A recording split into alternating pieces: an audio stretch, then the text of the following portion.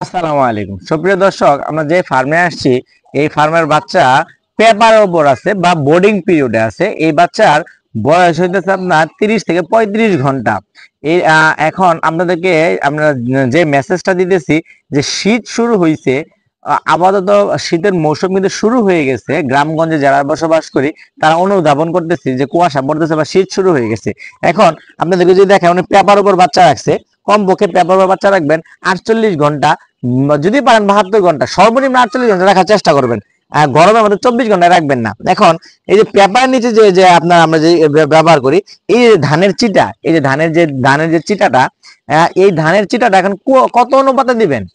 সর্বোচ্চ চেষ্টা করবেন 3:1। 3:1 অর্থ হচ্ছে আপনার ধরেন মোট 4 মুঠ, এরকম আমার হাতের মধ্যে 4 মুঠ। 1 মুঠ হবে কাঠের গুঁড়া বা ডাস্ট, যেটা এটা 1 মুঠ, আর এই ধানের চিটাটা হবে 3 মুঠ। এটাকে 3:1-এ দিবেন, মানে আপনার 4 ভাগের 1 ভাগ হবে কাঠের গুঁড়া, 3 ভাগ হবে ধানের চিটা। এইভাবে অবশ্যই বোর্ডিং করবেন, কারণ এই শীতের সময়ে বাচ্চাগুলো যদি ছোটদের বেলায় তাপ না পায়, আর এই তাপটা কিন্তু ধানের চিটাতে খুব ভালো তাপ হয়।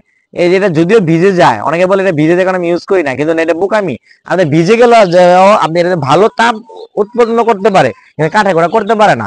এর জন্য আপনারা এটার বোর্ডিং পিরিয়ডে 3:1, সর্বনিম্ন 3:1, মানে 4 মুঠের 1 মুঠ হবে কাঠের গোড়া, 3 মুঠ হবে ধানের চিটা। তাহলে আপনার বোর্ডিং পিরিয়ডটা ভালো হলে বাচ্চাগুলো ভালো হবে ইনশাল্লাহ।